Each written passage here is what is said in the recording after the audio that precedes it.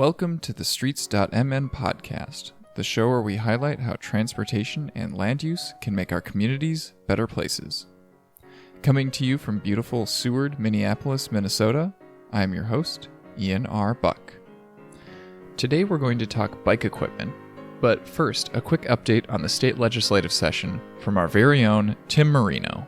The 2023 Transportation Omnibus is currently in conference committee as we approach the final days of the session. The House and Senate bills have some key differences, the main one being the sales tax. The House is proposing a 3/4 cent sales tax with 5/8 of a cent going towards transit, while the Senate is proposing a 1/2 cent sales tax with 3/8 of a cent going towards transit. Other things up for debate are a 75-cent delivery tax, the level of planning for reduced emissions that MnDOT will be required to do for highway projects, 75% off e-bike credits, the Blue Line extension of Brooklyn Park, the overturning of a ban on studying rail from St. Paul to Rochester and from Northfield to Minneapolis, and a study of the future of North Star commuter rail and the rail corridor from the Twin Cities to St. Cloud and Fargo. Things that will be in this bill will be funding for roads and bridges, a new funding for small cities, outstate transit funding, roadside pollinators for wildlife, rail safety measures, unarmed transit ambassadors to assist in safety, the Northern Lights Express train to Duluth, Idaho stops allowed for bike riders at stop signs, designation of several bike highway corridors, and the planning of an extension to the Midtown Greenway across the river. We will see what happens in the upcoming days to the final bill. Thanks, Tim. Okay, bike accessories. I've been biking as my primary form of transportation since 2015, and while I haven't tried every bike accessory out there, I've found some that I really like. There are a few categories of bike accessories that are so crucial for making utilitarian cycling possible that I carry with them on my bike pretty much every day. So that's bags and cargo racks for carrying things, a lock for security, a pump, phone mount, and lights. So for each of those categories, I have picked my favorite product to share with you. Let's dive right in. First up, bags. Oh, I love bags. They hold things. They carry things. You can take stuff with you. We're going to talk about the Ortlieb Backroller Classic. So this is a pannier set that comes as 2 separate bags, each of which attaches to the side of your rear cargo rack. Or I suppose you could put it on your front rack if you have the right rack for that. These panniers typically are sold for around $180. They're definitely serious equipment. So if they're so serious, how much cargo can they carry? So between the two of them, they have a capacity for 40 liters of stuff. It's so much space. I love it so much. And because this is a pannier set where the bags are just clipping onto the sides of your cargo rack, you still have like more space on top of your rack to buy. You can buy a completely separate bag that goes on top of your rack and add even more space. And like these bags are basically just entirely one large compartment each. Which is like their greatest strength because you can fit like anything in here. It's a huge cavern, but it's also their greatest weakness. It's their greatest weakness because it does make it more difficult to like fish individual items out of your bags once they're all filled up. So it's kind of a big dent in the versatility department. I was very surprised when I was checking these out in the store to find that they have laptop sleeves in them. Like you look at them from the outside and you think, okay, this is just meant for camping, for bike packing. But I mean, they threw us commuters, a bone and just like put a laptop sleeve in here. That laptop sleeve also has a little like mesh pocket built into it near the top, so that you can put like little items that that you're going to need to be able to grab, and you don't want them to get buried down in the bottom of your pannier. You can use that little mesh pocket for that. It is very easy to attach and detach these panniers to your cargo rack. I very much like the quick lock system that Ortlieb came up with. These clips are very adjustable. You can slide them to the left and right on the pannier itself, depending on like how exactly your cargo rack is like sized. And then also it has this clip down at the bottom that, I guess 2/3 of the way down the bag that you can move side to side, and it also rotates a full 360 degrees so that it can hold the panniers from swinging outwards from your cargo rack. They're definitely meant to go onto a rear cargo rack, but I was able to get these panniers to fit onto the sides of my pizza rack, which is the front rack that I have on my bike, and I love them for that. They're very versatile. But once you take them off of the rack, they're not quite as natural to use. They do have a strap at the top that you can use to just like carry them around as a day bag. But like, because this bag is so huge and you can fit so much stuff in it, like I have encountered quite a few times where like I've just put so much stuff in the bag that it's too heavy to really carry around, like with just a single strap going over one shoulder, and it just like is constricting all of the blood flow to my arm. Not very comfortable. So the solution for that is I highly recommend buying the pannier carrying system from Ortlieb, which essentially turns your pannier into a backpack. So it attaches to the pannier where the pannier would be clipping onto your bike. So it does take a moment to set up. Like when you bike to your destination, you get there and then you take your pannier off of the rack, and then you have to spend a moment attaching this backpack attachment to the pannier. But once you do, you just carry it around like a normal backpack, and it's like surprisingly comfortable. It works with any Ortlieb pannier because all of their panniers use this same like quick lock system for putting them onto your rack.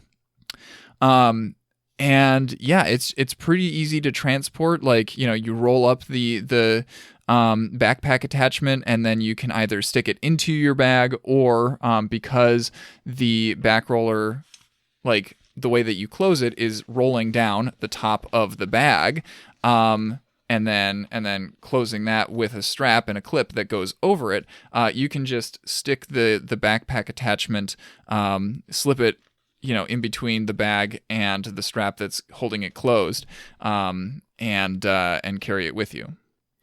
So yeah, I use the Ortlieb back roller classics as my just like daily bag that I've got with me on my bike. For most days, I only have one of them with me, and that's plenty of cargo capacity for just about anything that I end up needing to carry with me on a normal day. Occasionally, I'll add a second one, or I like these bags so much that I bought myself a second pair of them, and so now I can fit 4 of them on my bike, and then I have 80 liters of bag space to play with. Like, it's so much space. I can carry anything that I want to. It feels like I can carry anything that I want to with my current bike setup. All right, water resistance. So this is Ortlieb's strongest suit for sure. These bags are IP64 rated, which means that they are completely like ingress protected for solid particles, and then for water, they will resist splashing from any direction for a sustained period of time. So they're not as like waterproof as like the roll down bags that you would get for a canoe trip, for example, right, where they can just like be completely immersed in a lake for hours at a time, without getting anything wet. But for anything that you can expect to encounter on a bike ride, heavy rain, anything like that, these panniers can handle all of that. All right, let's talk about durability and repairability. So I've been using these bags for 4 years now, and I can definitely vouch for both of those aspects. These bags are built to last, and they are built to be repairable when they do break. So I've had to take a few bike bags down to repair layer to try to get them fixed up. and the staff at Repair Layer have some very strong opinions, justifiably so, about the bike bag industry and some of the corners that companies cut in order to like make waterproof bags that aren't too expensive. And a lot of times the things that get left behind are the durability of the product, and honestly the repairability, right? So things that I have been warned to look out for is anytime that you see something that has like zippers, were they heat welded or are they held together by adhesives, right? That's a bad sign. You want something that is stitched together, right? But of course, stitching something and then waterproofing that stitching, that's more expensive. So that's often why these companies do that kind of thing. Another thing to look out for is anytime that there's like hard points that are attached to the fabric of the bag. Did they use rivets or did they use screws, right? If a company uses rivets, those are going to be impossible to replace without like ripping out the fabric of the bag. So you want to look for stuff that uses screws.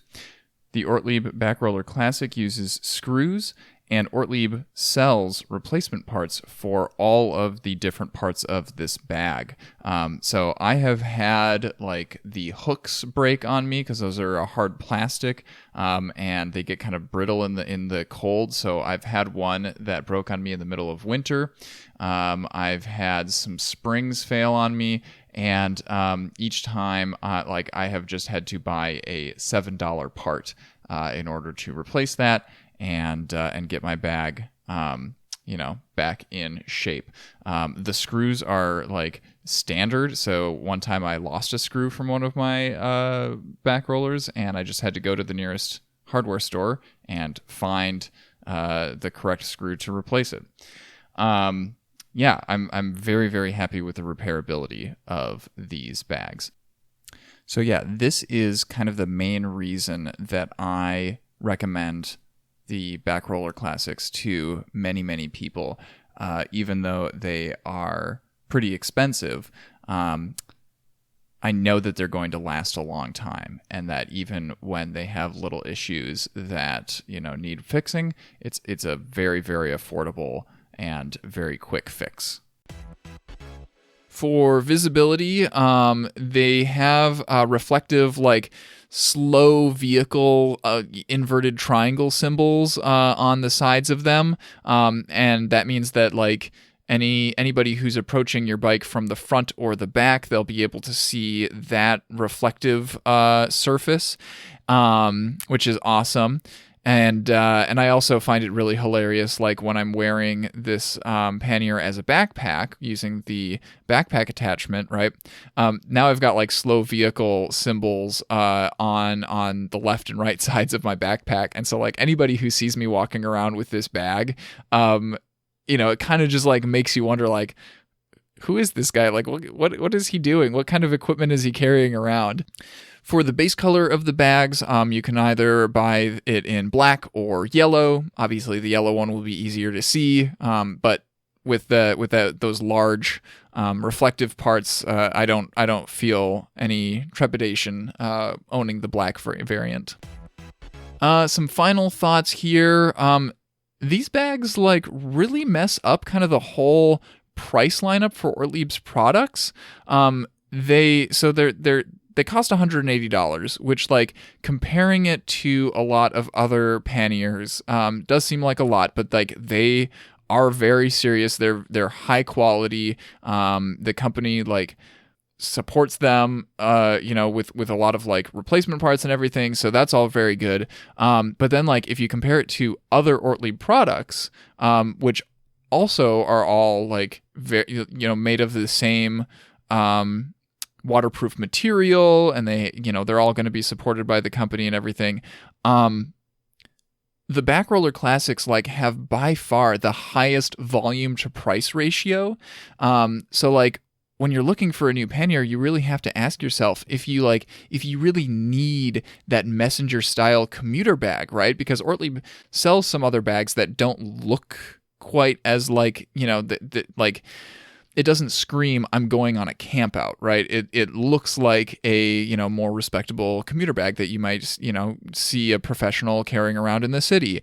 But like, then you think about, how much cargo capacity does that have versus like the price? And like, those are almost always like twice as expensive as the back roller classics. And it's like, do I really need that? I don't know. Like, I feel like I can just get away with carrying the back roller classic around with me and having tons and tons of cargo capacity. Even like the gravel pack, I was taking a look at the gravel pack is like very similar in form to the back roller classics, but it's like the version that's meant for going on a front rack. It has like a little bit more. I think that the gravel pack has like 23 liters of capacity, so a little bit more than half as much as the back roller classics, but it still costs like $170. So it's only a $10 difference. And it's like, what? I'm just going to buy the back rollers again, of course. So yeah, like I mentioned, I bought a second pair of back rollers because like I love just having as much cargo capacity on my bike as possible. And like with 4 of these things, 2 of them on my back rack and 2 of them on my front rack, I feel like I've just about maxed out the amount of like cargo space that I can eke out of my, my bike, which is a standard framed like safety bicycle. And, I suppose I could get like a frame bag. I might be able to hang some stuff from my handlebars, but like, that's kind of pennies on the dollar compared to how much stuff I can fit into the Ortlieb back roller classics. So yes, I highly recommend these panniers. They do cost a lot, but like, man, are they worth it. All right. Next, let's talk about cargo racks. I'm not going to spend a lot of time talking about rear cargo racks because while they're not all the same, they're kind of all the same, If get one that seems to be decent quality and it's probably going to work for you. Some of them are going to have a little bit more room on top of them to like strap stuff down, but by and large, you'll be able to put whatever panniers you have onto the sides of whatever rack you get. Now, front cargo racks, though, those come in a lot of different shapes and sizes. And if you have ever met me and talked to me about bike stuff, you've probably heard me ranting and raving about my very favorite pizza rack that I have on my main commuter bike. So the pizza rack is a bike cargo rack that goes on your front fork. It has a flat platform on top and rails on the sides for attaching panniers to. The pizza rack costs $90. For capacity, this cargo rack has a listed weight limit of 15 kilograms. Which for reference is probably, it's a little bit more than 3 12-packs of soda. The top platform of the rack is approximately the dimensions of your standard size pizza, which is definitely how it got its name. I highly recommend getting a cargo net to go with this this rack so that you can just like place whatever you want on top of it, regardless of like size or shape, and then you can just still secure it down using this net. I suppose you could also get some sort of basket that you strap to the top of it, but then you're kind of like constraining the dimensions of like what kinds of things you can fit on top of this rack. So I really like having just a cargo net that's made of like, bungee material. The largest item that I have ever carried with this thing was a garbage bag full of leaves. That's definitely not the heaviest thing that I've carried, but because this nice wide platform that's just flat, we were able to put the garbage bag on top, and then we used the cargo net not really as a full cargo net to surround the entire garbage bag, but just used it as like a bungee cord to kind of hold that garbage bag in place so that it wouldn't fall off. That was quite an adventure. Look for a picture of that in the show notes. The heaviest items that I have carried is definitely like when I was grocery shopping for the snacks for game club at school, and I just loaded up like 3 12-packs of soda and then like a few boxes of Pop-Tarts and whatever. So I've gotten pretty darn close to that 15 kilogram weight limit. I may have actually gone over, I'm not sure, but it's, it handles it really well. Versatility. So the railings on the sides of this rack for panniers are pretty well placed to like approximate the size and shape of like a rear cargo rack. But it's not a guarantee that like any panniers that you get for your rear rack are going to work on the pizza rack. It is more likely than like with a lot of front racks.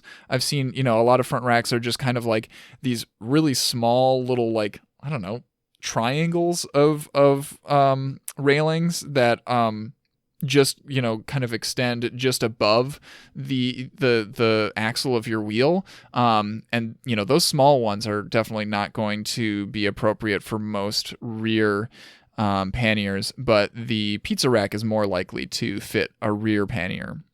The tubes on this rack are rather thick. They're like 13 millimeters, I think. And so you might have some challenges getting hooks from your panniers over those railings. But yeah, this is all compatibility stuff that you definitely want to check before you like actually buy either panniers to go with the pizza rack or buying the pizza rack to go with your panniers. For me personally, I use the Ortlieb Back Roller Classics as my main bags. And those work both on my rear racks and on my front racks. I did explore, I tried to buy the Ortlieb gravel packs, which is the very similar to the back rollers, but they're, the variant that's meant for going on to front racks. And the gravel pack wasn't able to fit on the pizza rack, which was kind of wild, because like it wasn't tall enough. The bag itself wasn't tall enough for its bottom hooks to be able to hook onto the railings of the pizza rack. So I just have 4 back rollers, 2 on my rear rack and 2 on my front rack, and that gives me all the cargo capacity that I could ask for. To attach the pizza rack to your bike, you do have to make sure that your front fork has mounting points on like the sides of the fork, and then also one on the front of your fork at the top. Turns out the front fork on my bike has one on the back at the top, which is normally used for like attaching fenders, but it didn't have one at the front. So the bike shop that I was buying the pizza rack from had to fashion a piece of metal that kind of bent around to like go under the fork and then attach to the back mounting point. And so of course, because it was going like under the top of the fork, this reduced my tire clearance, which has given me a lot of challenges with like fitting my fenders into there along with the studded tires that I use during the winter. So that's something that you should definitely keep in mind. Shout out to Bicycle Chain in Roseville for helping me out with that. Yeah, I've had to kind of cut and snip parts off of my fenders to get them to not rub against my studded tires. Also, having the pizza rack on my bike does make it a little bit more difficult to put it on like a city bus's bike rack. So Metro Transit buses have that hook that you have to put over kind of like the top of your front wheel. And that's exactly where the pizza rack goes. So I have found that when I'm putting my bike up onto the bike rack on the bus, I have to like lean the bike way over towards its right side in order to like get the hook up and over the pizza rack, and then the hook does sit kind of nicely on the little bar, the little piece of metal that holds the pizza rack onto the front of my fork. And so once you get the hook onto that spot, it's very secure. And I haven't had any trouble with like the bike, wiggling around, jostling around, or anything like that. But like the process of getting that hook up to where it needs to be is a bit more arduous. I really do love the amount of versatility that this pizza rack lends to my whole bike build. On days when I like unexpectedly end up picking up cargo and I either don't have any room in my panniers or I just I didn't bring any bags with me or whatever, I can usually just plop whatever it is that somebody gave me right there on top of the pizza rack and just like secure it down with my cargo net. And it's not a problem. It also is like really useful for, if somebody gives me, I don't know, like a pie or something like that. And it's like, well, I could easily fit this into my panniers, but then it would be sideways. Just placing it flat on top of the pizza rack gives me a different option for how to carry things and, orient the stuff that I'm carrying with me. Durability. No concerns. I've had a couple of screws that have come loose sometimes, while my bike is rattling around. But it's not hard to tighten those back down. I haven't had any of like the tubes bending or anything like that. It's a rack that connects to your bike. It attaches to your bike at the points where the bike is built to take all of that weight. So, I don't have any concerns there.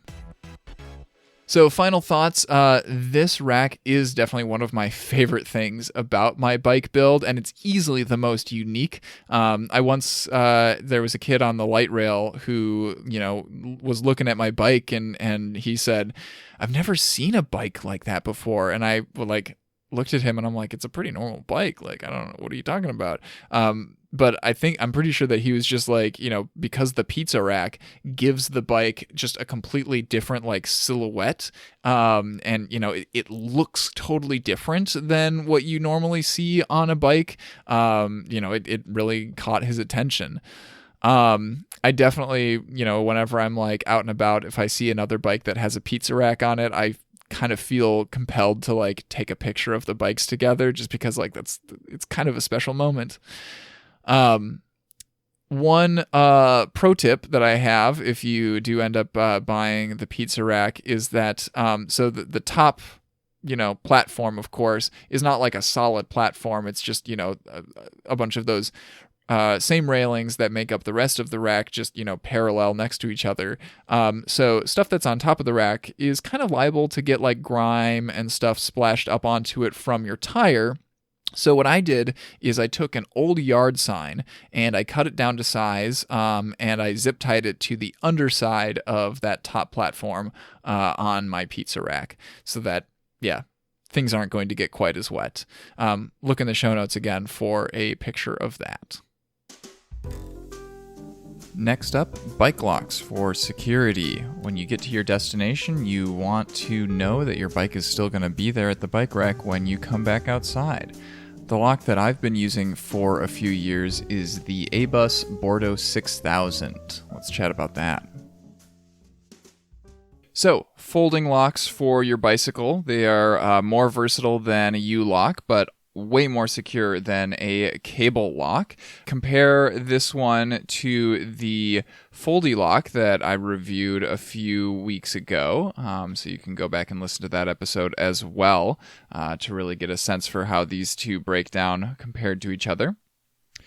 The Bordo 6000 comes in at about $110, depending on where you're buying it from.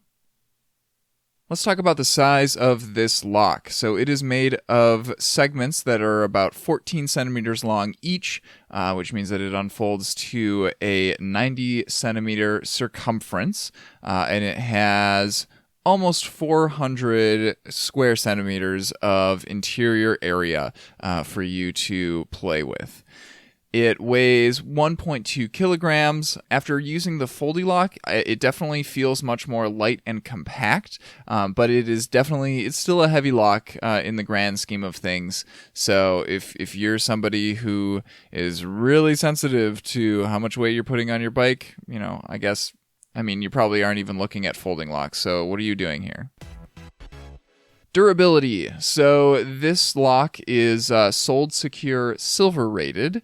There's only like one model of folding lock that I know of that has a higher security rating than this one, and it is almost twice the price. So I definitely made that calculus, made that call for myself that like I don't need a $200 lock for my, $1,200 bike.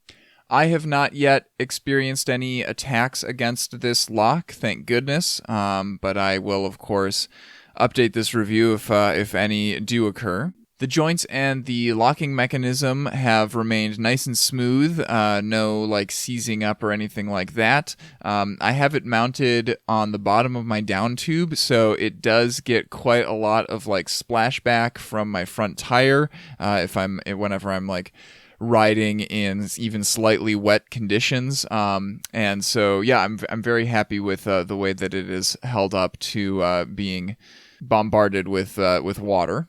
The lock does come with an extra key, so you can either leave that in a drawer at home for, as a backup, or, if you've got like multiple people in your household who need to have access to the key, that'll work there.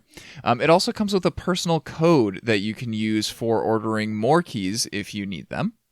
And finally, I would like to note that all of the segments of this lock are covered in like a slightly rubbery material so that you don't scratch your bike as you're moving it around, and getting that locked up. So the versatility of this lock, in general, just for folding locks in general, this is what impresses me the most about the design. So they have a much greater circumference than most U-locks, and it can unfold into different shapes so that it can lock to like a much wider variety of objects. This one in particular, the Bordo 6000, has much narrower segments than the Foldy lock does, so it is easier to like thread it through like narrow little, you know what I'm talking about, that there are bike racks that aren't very well designed for allowing you to like, get your lock in there. And I've found that I've had an easier time with that using this lock than I did with the Foldy lock. As with most folding locks, the Bordo 6000 comes with a holster that you screw onto your bike frame on one of the like water bottle mounting points. The lock then slides into this holster and it's held securely in place. I've found that this is a much better carrying experience than like either a U-lock or a cable lock. And this holster in particular, so most folding locks that I've seen, they have kind of like a rubber strap that holds the lock in place. But this one, it's got these like spring-loaded clamps, which is really, really neat, and it feels really secure, even though it almost doesn't look like it should be able to hold the lock securely in place. Like, I've never had it jiggling around. I've never had it sliding out or anything like that. Even though I have it mounted on the bottom of my down tube, which is like, that is prime location for the lock just like sliding out of the holster and falling off. I've had zero problems with that. So final thoughts. Yeah, I like this lock a lot. I think definitely, unless like if I ever have to buy another lock, I'll definitely be looking at this brand, probably this model. It feels like a good price point for me. It feels like a good amount of security that it gives me, and I really like the experience of using this lock. And so unless in the future there's a totally different paradigm in the bike lock world, I think I'll be sticking with something very similar to this one. All right, let's talk about travel-sized frame pumps so that you can reinflate your tires after changing a flat out on the road. I know that in a previous episode last summer, I talked about all of the different items that I have in my toolkit that I have on my bike. I'll include a link to that video again in the show notes for this episode. But I want to talk specifically about pumps right now. So we're going to chat about the Portland Design Works Ninja Pump. So, sometimes you got to pump up your tires while you're out on the road. It sucks, but it's better than walking home.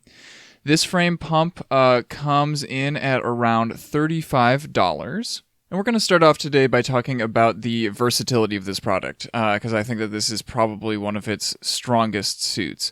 So this pump is compatible with both Presta and Schrader valves, and it has a really clever mechanism for like establishing a seal with the tires valve. When you think about pumps, usually you think of them as like you kind of jam it on there as securely as you can, and then there's like a little lever that you pull outwards to kind of establish that sealing, lock it in place. But for this Ninja Pump, what you do is it actually threads onto the stem itself, so you're literally like kind of placing it on the end of the stem and then screwing on this pump onto the stem itself, and that establishes like a really, really good solid seal.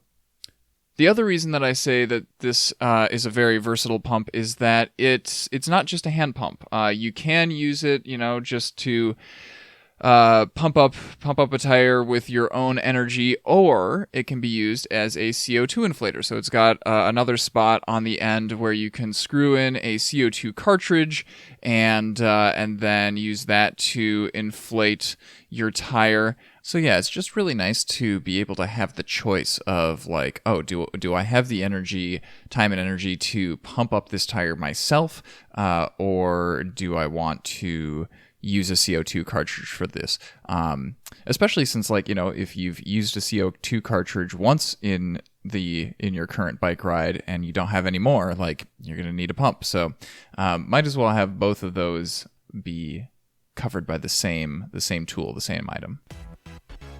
In the size department, this is an extremely compact pump, and it comes with a holster that mounts alongside a water bottle cage, so it's basically taking up no space on my bike whatsoever. I've never noticed the extra weight of having it on my frame. It's great. I will say that the handle is pretty short, so you don't get all that much air per stroke, but even so, it doesn't take too long to get your tire up to a rideable pressure. And when I say rideable, I don't mean like ideal. I just mean like the minimum viable pressure that you can get it up to in order to limp home. Supposedly this pump, can handle up to 100 PSI. I don't know, you might be able to get up to a decent pressure if you're using it as a CO2 inflator, but honestly, I wouldn't sit there using it as a hand pump all day just to get it up to, your ideal tire pressure. Durability. This is another big strong suit for this pump. It has fantastic build quality. It's an almost all metal body, makes it feel very, very solid and durable. Though I guess if it's all metal, I can imagine that this might not be a fun pump to use in the winter time. You might kind of start freezing your fingers off by touching it. But I mean, you're going to be wearing gloves anyway, right? The fact that it threads onto the valve also gives me confidence that that whole area of the pump will last for a long time. This was my major problem with the Pocket Rocket, which was my previous frame pump, is that the kind of rubber seal inside the valve area of the pump degraded over time pretty significantly, and it became really, really hard to get a proper seal from it during its later days. And so that's why I ended up buying this pump, is because, well, I just, my old pump wasn't doing a great job anymore, and I needed a new one, and this one looked like it fit the bill. So final thoughts, yes, definitely I would recommend this pump. It's pretty affordable. It's very durable. It's very small. It's got a lot going for it. And the fact that you can use it either as a hand pump or to help facilitate using CO2 cartridges, that's a pretty unique feature as well, and something that I wouldn't have expected to see at this price point. So yeah. definitely check this one out if you're in the market. All right, so when I'm riding my bike, I need to have my phone visible in front of me, as much for navigation as for anything else, right? Yeah, I know a lot of parts of the Twin Cities pretty well by now, but there's still, sometimes you're going on a route that you are just not as familiar with, and I like to be able to have, Google Maps turn-by-turn navigation right there in front of me. So having a phone mount that can put the phone front and center in front of you is very, very important. And the one that I am currently using is the Rokform phone mounting system. So bike phone mounts are really hard to do. It's a difficult product category. I've tried out a few different ones, reviewed a couple of them for this show, and in my experience, they're all either not durable enough, which is definitely not a good thing for phone mounts, right? Because it's not just the phone mount itself that's relying on the durability. It's also, hey, if your phone falls off of your bike, that could be a very bad day. So they're either not durable enough, or they're really easy to steal, right? Because a lot of phone mounts just kind of strap to your handlebars, and then when you get to the Midway Super Target and you lock up your bike, and it's easy to just somebody walks by and they don't have to unlock your bike or anything. They just unstrap that bike phone mount and off they go. So yeah, or the third alternative is they're really expensive. And so Rokform, I think, has solved the first two problems, but they are pretty pricey. And I was really hesitant to try out Rokform for a long time because they cost more than twice as much as any of the other phone mounts that I had used in the past. But eventually I bit the bullet, and I am glad that I did. So let's get into it. So instead of using straps, rubber straps on the corners of the phone, or grips that are spring-loaded or something like that, what Rokform does is they used a twist lock mechanism. And there are a few significant advantages to this. Number one, it's very durable. Number two, it's low profile, right? You don't have anything sticking out past the width of the phone itself. And it's also pretty versatile. It can be strapped on in any perpendicular orientation. So by that I mean, I have the bike mount strapped to my handlebars on one of my bikes. So the handlebars, of course, are horizontal in relation to, my body. But then on my other bike, where I don't have enough real estate in the cockpit area to put the phone mount on the handlebars themselves, I had to put the phone mount way down on my top tube, which is, kind of forward and backward, right? But even though the phone mount is sideways, the locking mechanism, works in perpendicular to the way that it's intended to. So I can still have my phone mounted and facing, towards me, in it looks like it's upright from my vantage point, even though the locking mechanism is, sideways.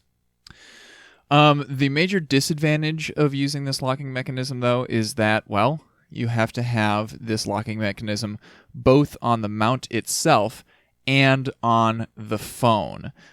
So to that end, they sell phone cases that have the locking mechanism cut out of the back of the case, but they only have those cases available for certain models of Samsung and Apple phones. So if you have literally any other phone in the world, you are going to have to get the universal adapter, which is this little, piece of plastic that sticks to the back of your phone case, or I suppose you could put it onto the back of the phone itself. But then you're it's using this really strong 3M adhesive. So I wouldn't put it on the back of the phone because then it's going to be very difficult to get off of the phone. Yeah. Also, it does make your phone like significantly bulkier, especially if you're putting it on the outside of a case, which already makes your phone a little bit bulkier. But it is shaped in a way that I think makes it not terrible to still hold your phone, right? You know, it's thicker in the center of the phone, which is kind of where the curve of my fingers, you know, kind of dictates that my fingers are farther away from the back of the phone anyway. So it's not terrible, but it is definitely noticeable. So yeah, to summarize once again, like, what do you have to buy in order to get this phone mounting system to work? So you have to choose one of the two bike mounts that they have. One of the bike mounts is the kind that like replaces the stem cap. This would be my preference because it can only be stolen if like a thief has a hex wrench, right? And it's also just kind of like a better use of space. I feel like, you know, like the top of your stem is usually an area that you can't really do anything with. But you know, if you take the stem cap off and then put this phone mount, like secure it in that spot, then there you go, you're taking advantage of that space. Or if you, for some reason, like if your bike doesn't have a stem cap that's like of a normal size, or like in my case, I have like a USB charger that is like it takes up that space at the top of the stem. Then you will have to get the phone mount that just kind of straps to the handlebars, or in my case, onto the top tube.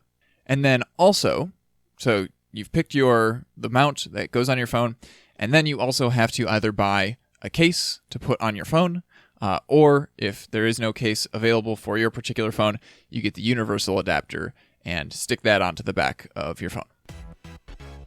A couple of interesting things about the universal adapter itself. In addition to like the locking mechanism little cutout, it also has a magnet in it. I guess now I can slap my phone onto the fridge. Also, when I have like my phone in my pocket, I can carry silverware around by just kind of slapping the silverware onto the outside of my pants. I don't know if that's a feature, but it's a thing I can do now. I also have been thinking about the fact that like you could totally take this universal adapter and stick it onto things besides phones if you wanted to mount other things. And this kind of segues us nicely into talking about the Rokform ecosystem. So let's get into that. So yeah, Rokform has a lot of different accessories that they sell. They don't just make bike mounts. They make a lot of different things, and most of them use this same exact locking mechanism. So it is like a nice little ecosystem that you can take advantage of. So they have mounts for many, many different situations, right? They have the bike mounts that we're reviewing here. They also have motorcycle mounts, car mounts, golf mounts, ball socket mounts, right? So just about anywhere that you could imagine like wanting to mount your phone, Rokform probably has like a solution for that. They also have a lot of like other items that you can buy that can lock into these mounts. So they have a Bluetooth speaker that they sell. They've got belt clips if you're the kind of person who wants to have your phone clipped to the outside of your belt, outside of your pants.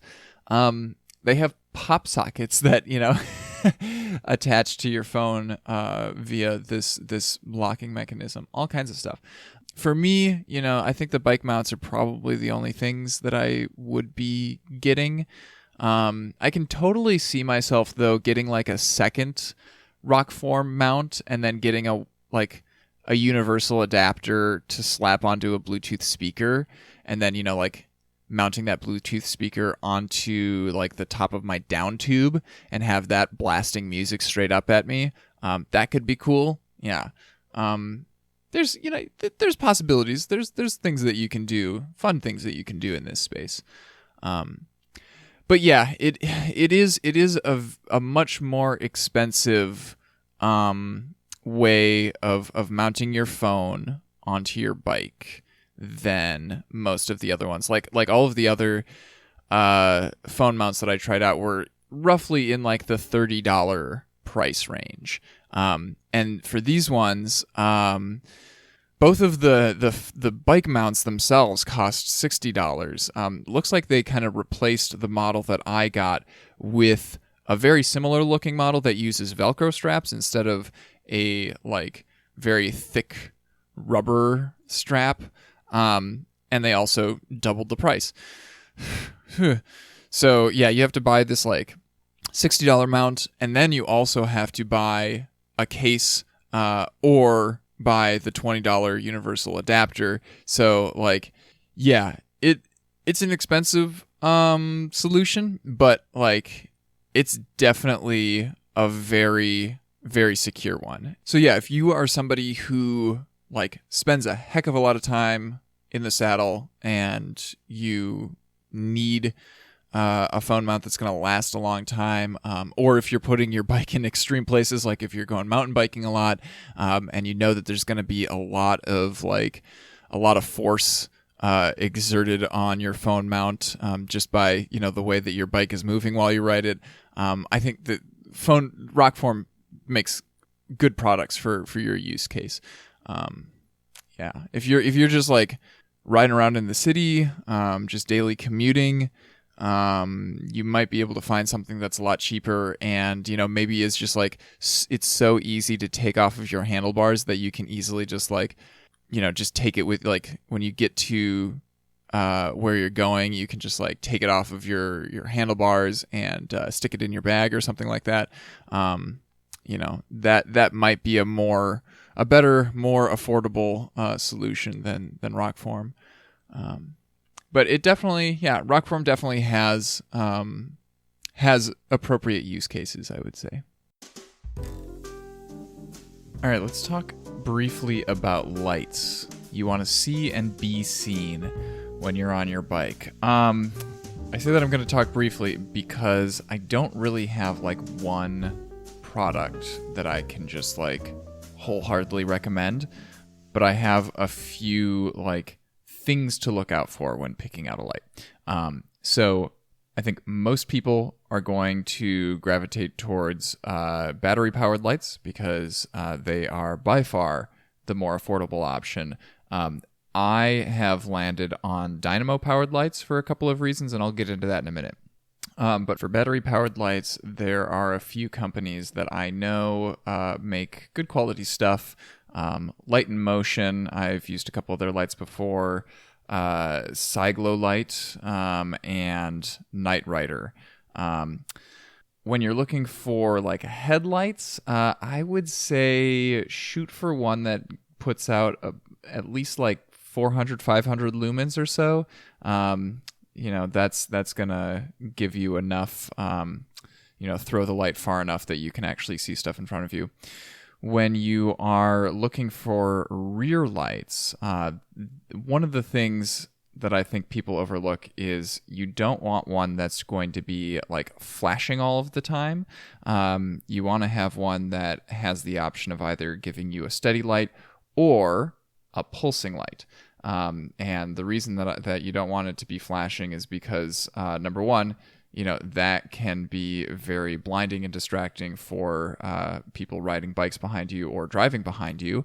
And it also, like, in the brief moments where the light is completely off, if a driver like glances in your direction and doesn't see that light and then glances away, like, they don't know that you're there. So I think that a lot of people want to have like blinking lights because they attract more attention than one that's a steady light. And I think that having one that pulses is kind of the good middle ground there. Now, I mentioned that I use dynamo lights, and there's a couple of reasons for that. One, I don't want to have to remember to like charge a thing every single night. Actually, well, two things, right? Because it would be your headlight and your rear light that you have to charge every night. Number two, when I'm riding in winter, it's, lithium-ion batteries do not do super well in the cold. And so having a light that is powered from my spinning front wheel, like that ensures that my light will stay on even as the temperatures drop.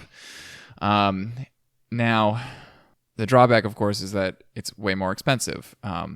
If we were in the Netherlands, right, most of your practical bikes would just come with dynamo lights already pre-installed on them. It's just kind of the assumed default.